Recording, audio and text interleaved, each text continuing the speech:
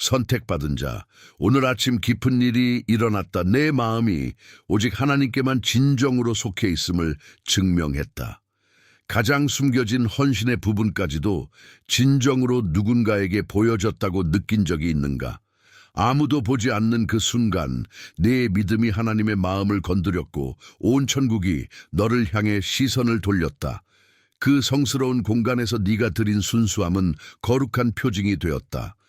그것은 단순한 작은 몸짓이 아니었다. 영혼에 울려 퍼진 희생이었고 모든 것이 내게 유리하게 바뀌는 계기가 되었다. 그리고 네가 보여준 그 조용한 믿음? 그것이 바로 지금 천국이 너를 위해 조직되는 이유다. 소외당한 느낌은 실수가 아니었다. 그것은 내 영을 빚는 과정이었다. 하나님의 눈은 내 영혼이 드릴 수 있는 단순한 행위에 끌리며 오늘 그로 인해 축복들이 깨어나고 있다. 너는 단순히 관찰된 것이 아니라 선택받았다. 네가 들어야 할 것은 너를 놀라게 하고 심지어 흔들 수도 있다. 이것은 오락을 위한 메시지가 아니다. 깨어남을 위한 부름이다. 이 모든 것을 통해 그리스도께서는 내 닻이요 소망이요 부름이시다. 너는 우연히 여기 있는 것이 아니다. 이 영상이 끝날 때까지 내 조용한 헌신 때문에 지금 풀려나고 있는 은혜의 쏟아짐을 정확히 어떻게 받고 인식할 수 있는지 알게 될 것이다. 그러나 첫 번째 계시는 이것이다. 하나님께 비밀이 드리는 것은 언제나 공개적으로 연계롭게 된다. 네 숨겨진 예배는 나타나는 보상을 위한 기초를 세운다. 선택받은 자 유튜브 알고리즘이 너를 여기로 데려온 것이 아니다. 하나님이 하셨다. 그분은 네가 무엇과 싸웠는지, 무엇을 기다렸는지, 왜 지금 정확히 이 확증이 필요한지 아신다. 나와 함께 있어. 이것은 너를 위한 것이다. 계속 보아라. 마지막 계시가 가장 강력하다. 그리고 네 영의 이 끌림을 느낀다면 이것이 너를 위해 정해진 것이기 때문이다. 하나님 앞에서의 희생을 말할 때 대부분의 사람들은 큰 몸짓, 공개적인 신앙선언, 군중 앞에서 나누는 극적인 간증을 떠올린다. 그러나 예수님께서 제자들에게 반복해서 가르치신 깊은 비밀이 있다. 표면적인 종교를 초월하는 진리다. 가장 강력한 희생은 아무도 보지 못하는 것이다. 실제로 그리스도께서는 이것에 대해 명확히 말씀하셨다. 기도에 대해 가르치실 때 제자들에게 골방에 들어가 문을 닫고 은밀히 계신 아버지께 기도하라고 하셨다. 과시를 위해서가 아니라 사람들의 찬사를 받기 위해서가 아니라 순수하고 더러움 없는 동기 없는 친밀한 교제를 위해서였다. 이것이 예수님께서 세우신 기준이다. 진정한 헌신은 세상의 눈에서 멀리 떨어진 곳에서 일어난다. 모세를 생각해보라. 하나님께서 온 민족을 해방시키기 위해 선택한 사람이다. 어떤 기적보다 먼저, 파라오와의 어떤 대면보다 먼저, 어떤 공적인 신적 권능의 나타남보다 먼저 모세는 미디안 광야에서 40년을 양을 치며 보냈다. 40년, 아무도 그를 보지 않았다. 아무도 그가 존재한다는 것을 알지 못했다. 아무도 그의 매일의 포기와 고독한 기도, 점진적인 영적 변화를 인정하지 않았다. 그러나 그 보이지 않는 기간에 하나님께서 한 사람의 성품을 빚으셨고 그 사람이 온 민족의 무게를 감당할 수 있게 되었다. 모세의 조용한 희생, 매일의 순종, 멀리 계신 듯한 하나님에 대한 흔들리지 않는 믿음, 이 공적인 위대함을 위한 자격을 주었다.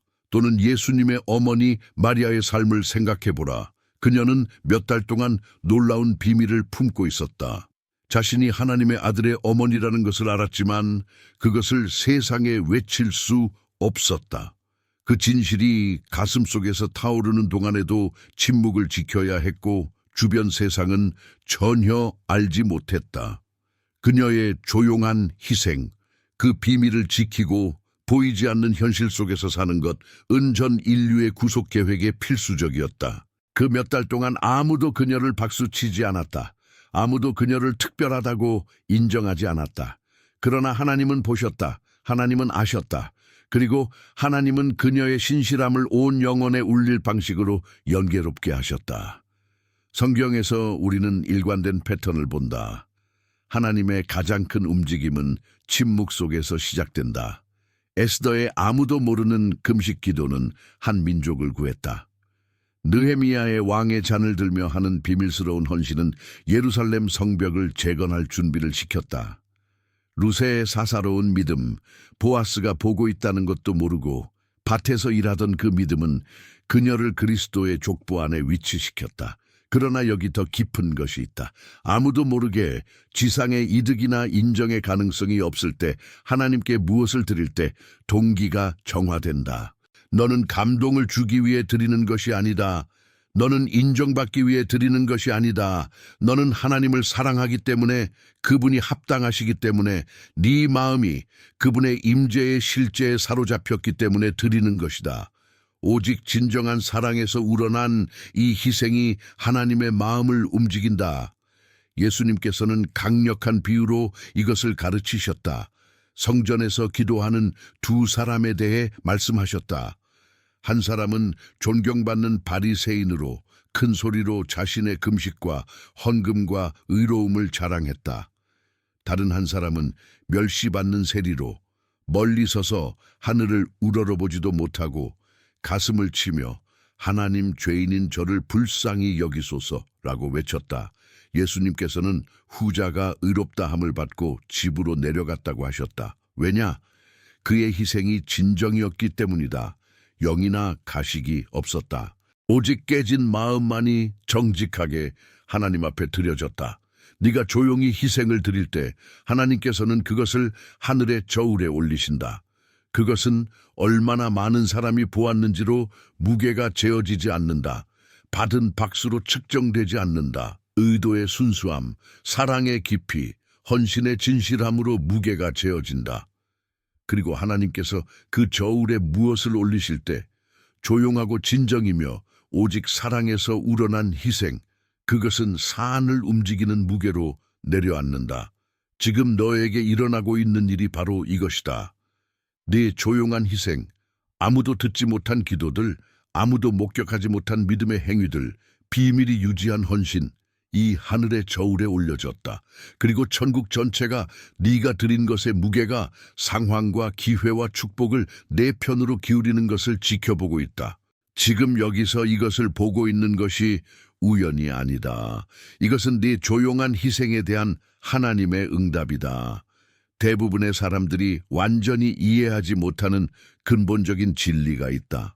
하나님은 모든 것을 보실 뿐만 아니라 무한한 관심으로 보신다. 그것은 무관심한 관찰자의 산만한 시선이 아니다. 그것은 자녀를 끝없이 사랑하는 아버지의 완전하고 열정적인 관심이다. 시편 기자 다윗은 이것을 수세기 동안 메아리치는 말로 표현했다. 여호와여, 주께서 나를 살펴보시고 아시나이다. 내가 앉고 일어섬을 아시며 멀리서도 내 생각을 통촉하시나이다. 이것은 단순한 지식이 아니다. 친밀함이다.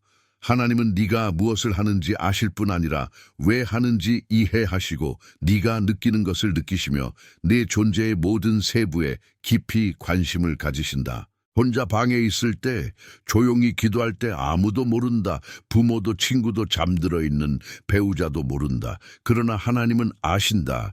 그분은 네가 기도하고 있다는 것만 아시는 것이 아니라 모든 말을 들으신다. 그 말 뒤에 있는 모든 감정을 이해하신다. 네 얼굴에 떨어지는 눈물을 보신다. 네 마음의 갈망을 느끼신다. 그리고 더 중요한 것은 응답하신다. 항상 네가 바라는 방식이나 원하는 때에 하지는 않지만 오직 무한하신 하나님만이 할 수 있는 정확성과 지혜로 응답하신다.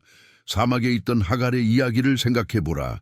그녀는 노예였고 멸시받았으며 아브라함에게 아들을 낳게 해준 여인에게조차 버림받았다.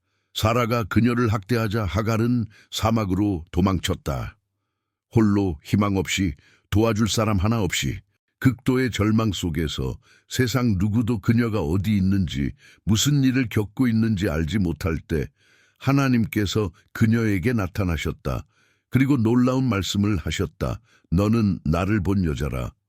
보이는 여자가 아니라 보는 여자라고 하셨다. 왜냐하면 하갈은 하나님을 보았고 완전한 고독 속에서 그분의 임재를 경험했기 때문이다. 하나님은 그녀의 이름을 부르셨다. 그녀가 누구인지, 무슨 일을 겪고 있는지 아셨다. 그리고 그녀의 후손이 하늘의 별처럼 많아질 것이라고 약속하셨다. 이것이 성경에서 반복되는 패턴이다. 하나님은 군중이 있는 사람들에게가 아니라 그분과 단둘이 있는 사람들에게 자신을 나타내신다. 모세는 불타는 떨기나무에서 홀로 있을 때, 엘리야는 동굴에서 홀로 있을 때, 베드로는 해변에서 홀로 있을 때, 사울은 다마스쿠스로 가는 길에서 홀로 있을 때 하나님을 만났다. 그러나 더 깊은 것이 있다. 하나님께서 너를 비밀히 보실 때, 아무도 모르고 완전히 취약한 상태로 오직 그분 앞에 있을 때 하나님께서는 놀라운 일을 하신다. 너의 신실함을 지상의 어떤 인정도 초월하는 방식으로 연계롭게 하신다. 예수님께서 명확히 가르치셨다. 은밀한 중에 보시는 너의 아버지께서 공개적으로 갚으시리라. 이것은 막연한 약속이 아니다. 중력만큼 확실한 영적 법칙이다. 비밀이 드릴 때, 아무도 모르고 인간의 이득 가능성이 없을 때 하나님께서는 그것을 하늘의 기록에 올리시고 보상은 보장된다. 감옥에 있던 요셉을 생각해보라. 감옥에 잊혔고 부당하게 고발당했으며 변호해 줄 사람 하나 없었다. 그러나 그 감옥에서 중요한 사람들의 눈에서 멀리 떨어진 곳에서 요셉은 자신의 정직을 지켰다. 죄를 지을 완벽한 기회가 있어도 하나님께 죄를 짓지 않겠다고 거부했다. 아무도 몰랐다. 아무도 보고 있지 않았다. 그러나 하나님은 보셨다. 그리고 때가 되자 하나님께서는 그를 극적으로 높이셔서 온 나라의 이인자가 되게 하셨다. 이것이 너에게 의미하는 바는 비밀이 행하는 모든 순종의 행위가 천국에 기록되고 있다는 것이다. 아무도 듣지 않을 때 드리는 모든 기도, 아무도 보지 않을 때 하는 모든 희생, 인정받을 기대 없이 행하는 모든 선행 모두 보이고 알려지고 연계롭게 될 것이다. 아무것도 잃어버려지지 않는다. 잊혀지지 않는다. 낭비되지 않는다.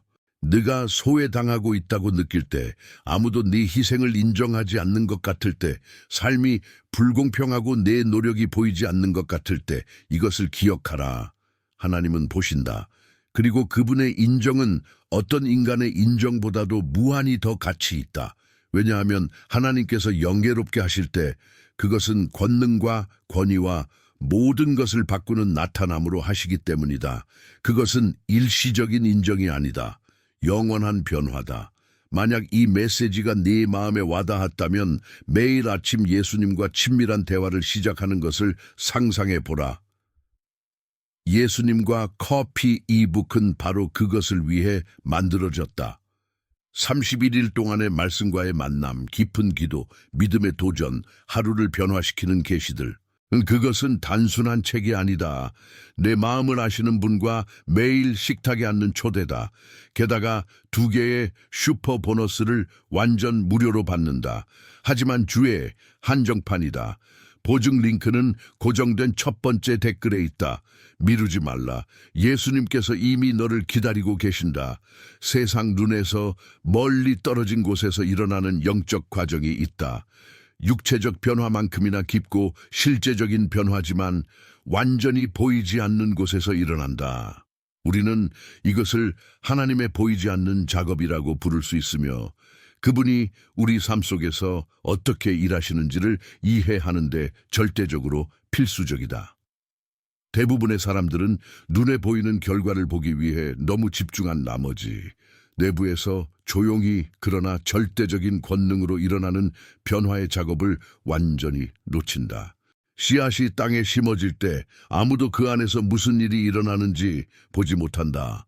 씨앗은 땅속으로 사라지고 몇 주, 몇 달 동안 아무것도 보이지 않는다. 그러나 지표면 아래에서는 놀라운 변화가 일어나고 있다. 씨앗 껍질이 갈라지고 뿌리가 나오고 생명이 조직되기 시작한다. 마침내 식물이 땅을 뚫고 나올 때, 첫 번째 푸른 싹이 보일 때 모두가 기뻐한다.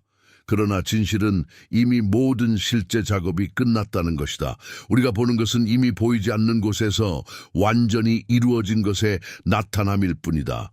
지금 너 안에 하나님께서 하고 계신 일이 바로 이것이다. 아무것도 변하지 않는 것처럼 보이는 기간에 있다 해도 내 노력이 가시적인 결과를 내지 않는 것처럼 보여도, 삶이 정체된 것처럼 보여도 이것을 깨달아라.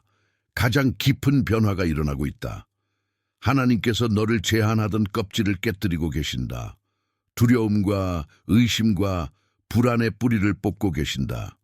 네 영적 존재의 근본적인 요소들을 재배치하시며 이전과는 완전히 다른 기초가 필요한 나타남의 수준으로 너를 준비시키고 계신다. 다시 모세의 삶을 생각해보라. 그는 40년을 광야에서 보냈다. 40년.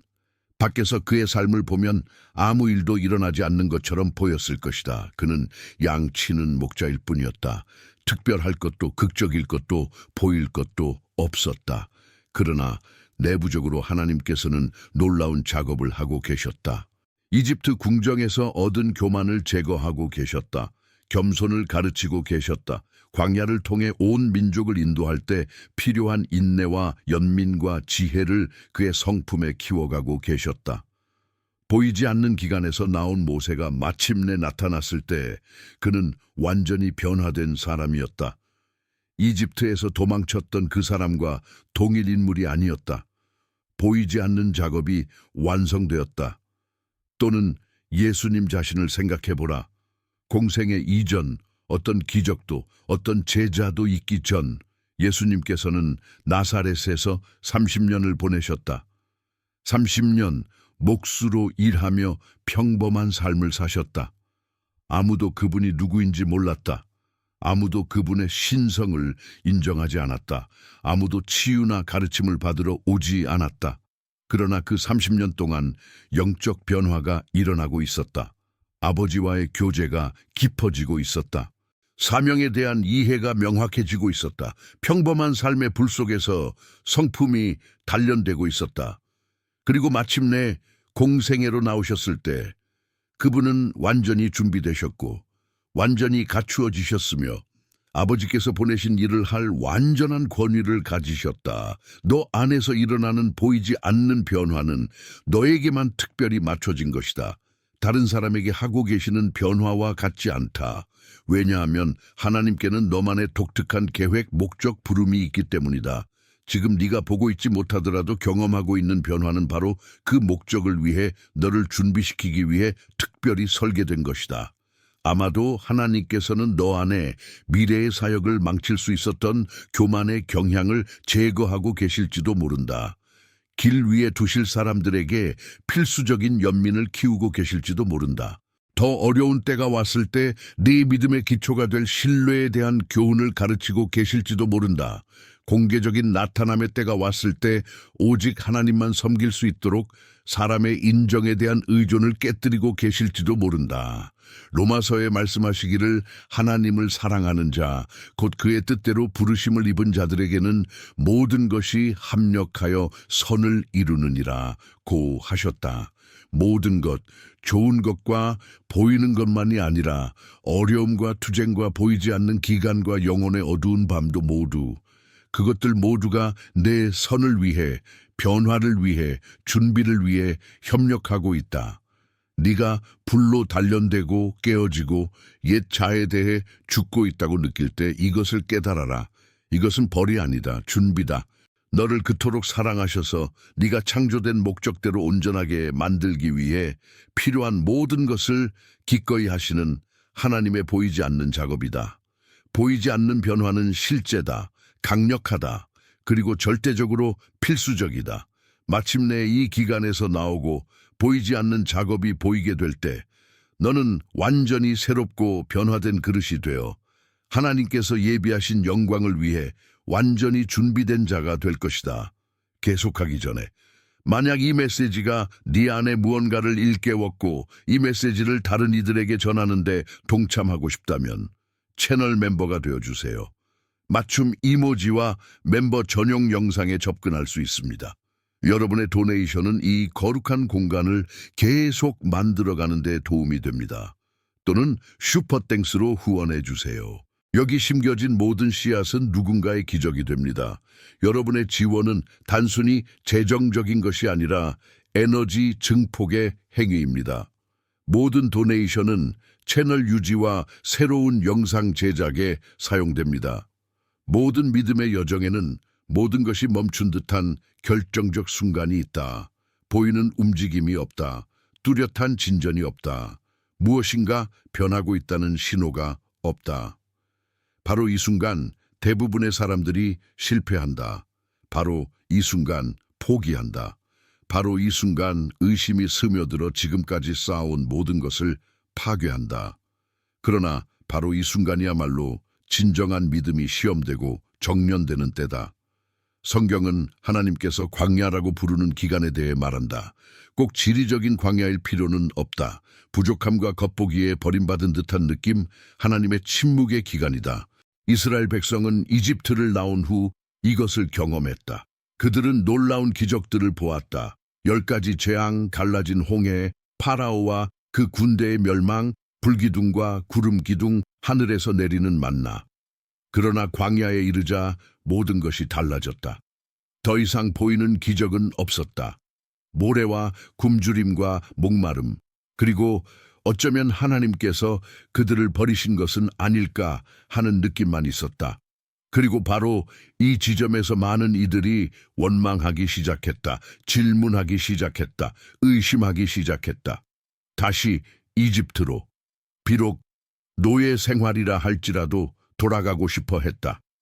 왜냐하면 노예 생활은 적어도 익숙하고 예측 가능했기 때문이다.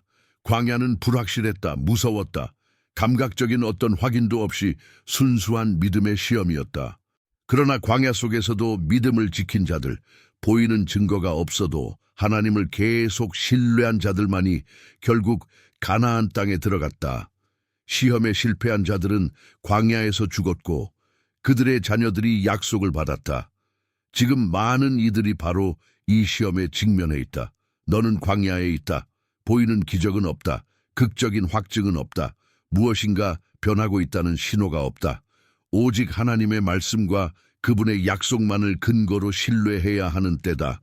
바로 여기서 조용한 믿음이 결정적이다. 주위의 모든 것이 하나님은 계시지 않는다고 외쳐댈 때, 네가 잊혀졌다고 외쳐댈 때, 외부의 어떤 확인도 필요로 하지 않는 믿음, 오직 하나님의 성품과 말씀에만 근거한 믿음, 이 시험되고 정련된다. 욥은 이것을 경험했다. 모든 것을 잃었다. 재산, 건강, 자녀들. 친구들은 그를 버렸다. 아내조차 그를 의심했다. 그에게 남은 것은 겉보기에 완전히 부재하신 하나님에 대한 조용한 믿음뿐이었다. 그러나 욥은 놀라운 말을 했다. 그가 나를 죽이실지라도 나는 그를 바라리라. 이것이 조용한 믿음이다. 상황에 좌우되지 않는 믿음이다. 오직 하나님의 성품에 대한 신뢰에 근거한 믿음이다. 그 결과는 하나님께서 욥이 잃은 모든 것을 회복시키셨다. 회복만이 아니라 갑절로 주셨다. 왜냐하면 욥이 시험을 통과했기 때문이다. 그의 조용한 믿음이 진짜임이 증명되었다. 만약 이 메시지가 너에게 와닿았다면 지금 좋아요를 누르고 댓글로 이 메시지가 어떻게 내 마음에 울렸는지 알려주라. 조용한 믿음의 시험은 쉽지 않다. 외부 확인의 필요성에 대해 죽어야 한다. 주위의 모든 것이 반대를 외쳐도 하나님을 신뢰해야 한다. 내 주위에 아무도 믿지 않을 때도 믿음을 지켜야 한다. 아무도 듣지 않는 것 같을 때도 계속 기도해야 한다. 아무도 보지 않는 것 같을 때도 계속 희생을 드려야 한다. 그러나 이것이 바로 내 믿음이 공개적으로 연계롭게 될 자격을 주는 것이다. 네 믿음이 시험을 견디고 진짜임이 증명될 때 모든 반대 증거에도 불구하고 하나님을 신뢰하며 끝까지 신실했을 때 그때 하나님께서는 너마저 놀랄 방식으로 내 믿음을 영예롭게 하실 권리가 있다. 예수님의 약속은 분명하다. 보지 못하고 믿는 자들은 복이 있나니. 이것이 조용한 믿음이다. 시각에 의존하지 않는 믿음이다. 그리고 이러한 믿음을 가진 자들은 특별히 하나님의 축복을 받는다. 모든 영적 여정에는 조용히 드려진 것이 공개적으로 나타나기 시작하는 전환점이 있다. 그것은 점진적인 전환이 아니다. 변화다. 마치 보이지 않는 것과 보이는 것 사이의 문이 열리며 하나님께서 뒤에서 준비하시던 모든 것이 내 물리적 현실 속으로 쏟아져 들어오는 것과 같다. 많은 이들이 이것을 추수의 때라고 부르며 그것은 절대적으로 놀랍다. 농부가 씨를 뿌릴 때 즉시 거두는 것이 아니다. 기다림의 기간이 있다. 신뢰의 기간이 있다. 단기불례한 결과를 보지 못한 채 계속 땅을 돌보고 물을 주고 잡초를 뽑고 식물을 보호하는 기간이 있다. 그러나 추수의 때가 되면 식물이 마침내 열매를 맺을 때 그 모든 인내와 헌신과 믿음이 정당화된다. 그리고 농부는 풍성히 거둔다. 바로 이것이 너에게 곧 일어날 일이다. 너는 심고 있었다. 조용한 희생을 드리고 있었다. 아무도 보지 않을 때도 내 믿음을 돌보고 보호하고 키우고 있었다. 그리고 이제 하나님께서 추수의 문을 여시고 계신다. 비밀이 드린 것이 공개적으로 나타나려 하고 있다. 에스더를 생각해보라. 고아였고 권세도 영향력도 없는 젊은 여성이었으며 삶에서 특별한 것을 기대할 이유가 전혀 없었다. 그러나 그녀는 조용히 하나님께 마음을 드렸다. 낯선 땅에서 이방인으로 살 때도 믿음을 지켰다. 금식과 기도로 조용한 희생을 드렸다. 그러던 어느 순간 모든 것이 바뀌었다. 왕후로 선택되었다. 그리고 그 지위를 통해 온 민족을 멸절해서 구했다. 그녀의 조용한 희생은 한 민족을 구한 공개적 나타남이 되었다. 또는 룻을 생각해보라. 과부였고 이방인이었으며 모든 것을 잃은 여인이었다. 그러나 그녀는 밭에서 조용히 일했다. 나오미에게 충성을 다했다. 이제 막 알게 된 하나님에 대한 믿음을 드렸다.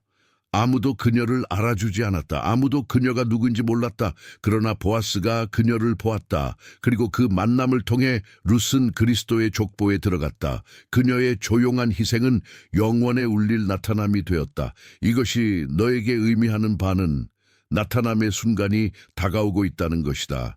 비밀이 드린 것이 공개적으로 연계롭게 될 것이라는 것이다. 내 주변 상황이 극적으로 바뀔 것이라는 것이다. 닫혀있던 문들이 열릴 것이라는 것이다. 불가능해 보이던 기회들이 나타날 것이라는 것이다. 그러나 중요한 것이 있다. 나타남은 단순히 외부 상황이 바뀌는 것만이 아니다. 네 자신의 이해가 바뀌는 것이기도 하다. 하나님께서 너를 어떻게 보시는지를 네가 보는 것이다. 네 희생의 진정한 가치를 깨닫는 것이다. 네가 항상 보이고 알려지고 사랑받았음을 인식하는 것이다. 하나님께서 비밀이 드린 것을 나타내실 때 그분은 단순히 내 상황을 바꾸시는 것이 아니다. 내 정체성을 바꾸신다. 너를 보이지 않음에서 보이는 위치로 올리신다. 무의미함에서 의미 있는 위치로 옮기신다. 소외당한 자에서 인정받는 자로 변화시키신다. 성경은 하나님께서 겸손한 자를 높이신다고 말한다. 이것은 막연한 약속이 아니다. 영적 법칙이다. 네가 하나님 앞에서 자신을 낮출 때, 조용히 희생을 드릴 때, 사람의 인정을 구하지 않을 때 하나님께서는 너를 높이실 절대적인 권리가 있으시다. 그리고 하나님께서 높이실 때 아무도 너를 끌어내릴 수 없다. 왜냐하면 내 높아짐은 지상의 상황에서 오는 것이 아니라 신적 결정에서 오기 때문이다. 이 진리들이 네 관점을 변화시키고 있는가? 이 영상을 지금 이 말을 들어야 할 사람에게 공유하라. 나타남의 순간은 기쁨의 순간이지만 동시에 책임의 순간이다. 왜냐하면 하나님께서 너를 나타내실 때 단순히 너를 축복하시는 것만이 아니라 다른 이들을 축복하도록 위치시키시기 때문이다. 플랫폼을 주신다. 영향력을 주신다. 그리고 그 영향력에는 하나님의 왕국을 위해 사용해야 할 책임이 따른다.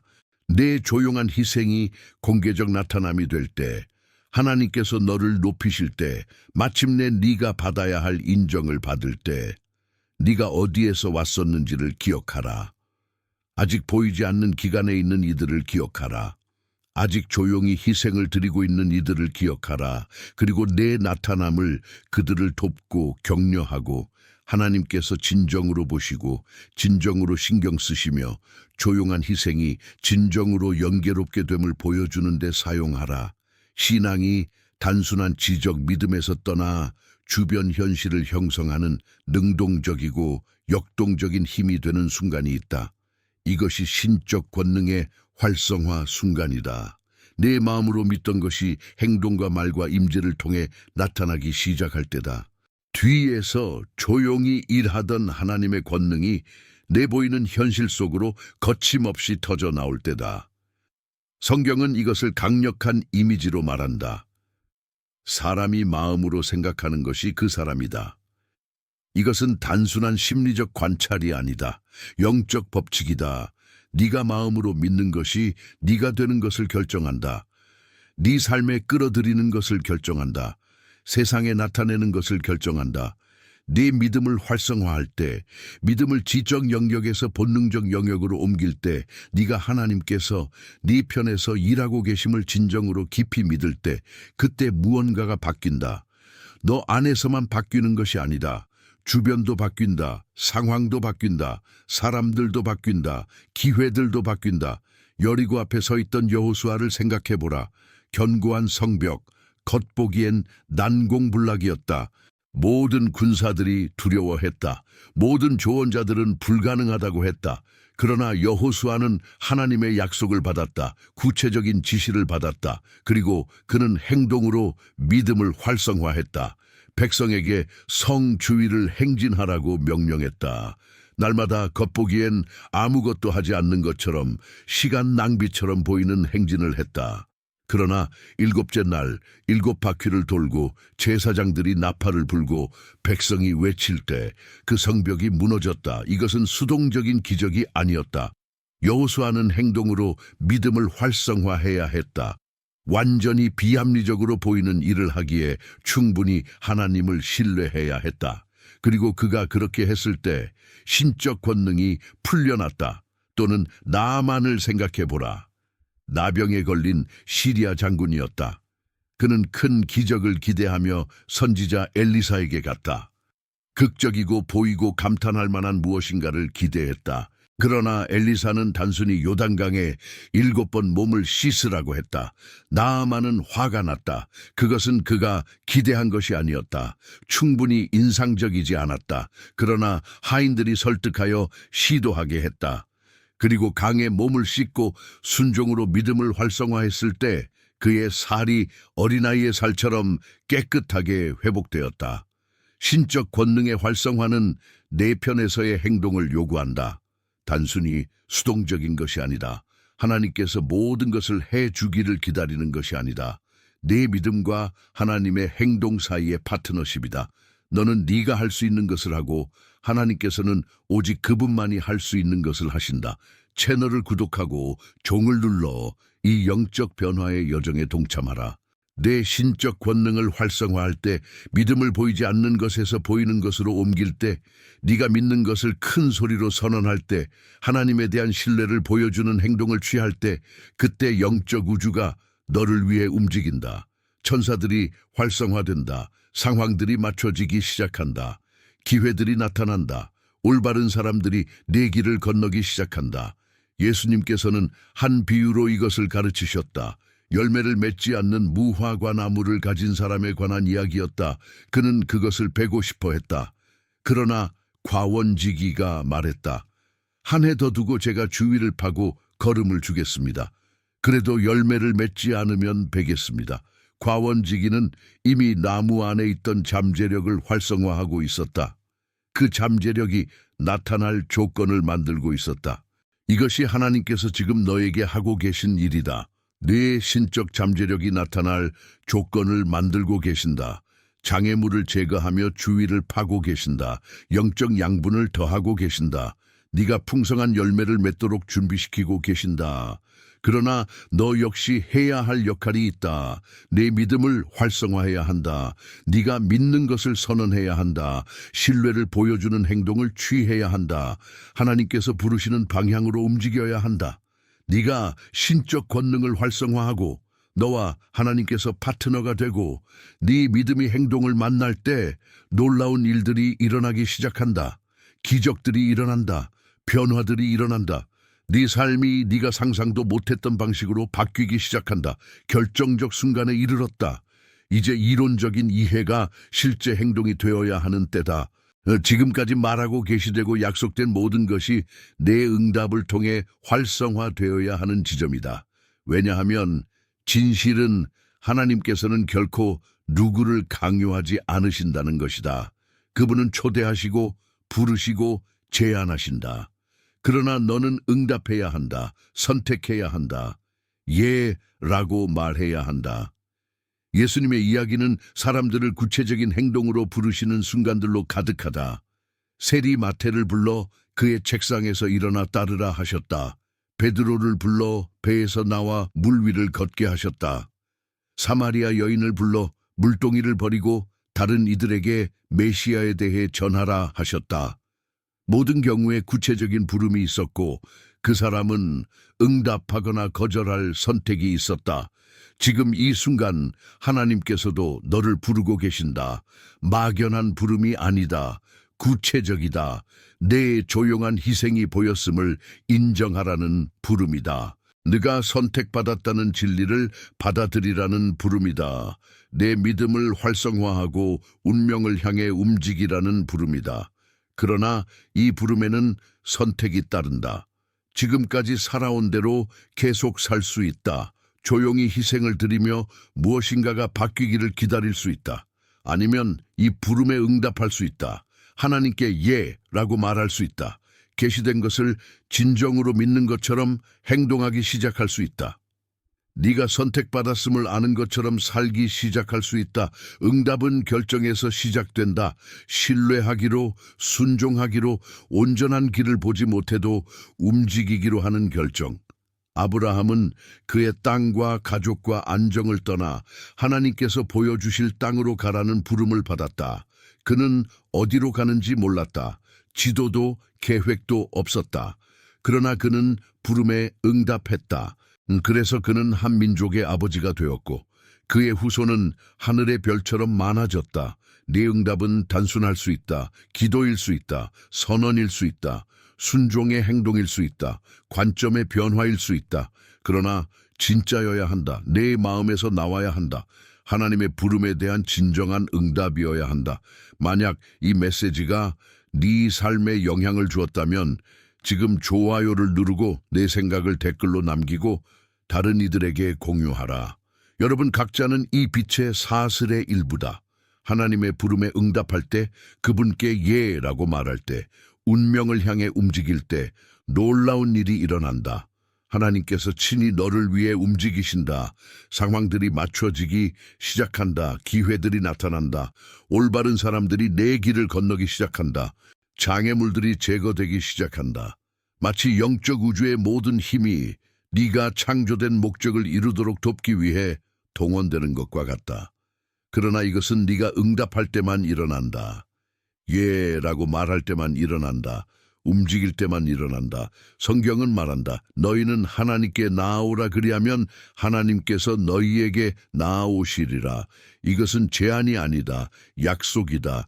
영적 법칙이다. 네가 하나님께 한 걸음 나아갈 때 그분은 10걸음으로 다가오신다. 네가 네 몫을 할 때 그분은 그분의 몫을 하신다. 그래서 내 응답은 무엇인가? 지금 이 순간 하나님께서 내게 하라고 하시는 것은 무엇인가? 네가 해야 한다고 알지만 미루고 있던 그 한 걸음은 무엇인가? 해야 한다고 알지만 피하고 있던 그 변화는 무엇인가? 해야 한다고 알지만 거부하고 있던 그 예는 무엇인가? 지금이 그 순간이다. 내일이 아니다. 다음 주가 아니다. 지금이다. 왜냐하면 지금 응답하고 지금 예라고 말하고 지금 움직일 때 하나님께서 너를 위해 준비하고 계시던 모든 것이 활성화되기 때문이다. 신적 권능이 활성화된다. 나타남이 활성화된다. 네, 운명이 활성화된다. 선택받은 자여 너는 보였다. 알려졌다. 사랑받았다. 그리고 이제 너는 부름받고 있다. 질문은 이것이다. 너는 응답할 것인가?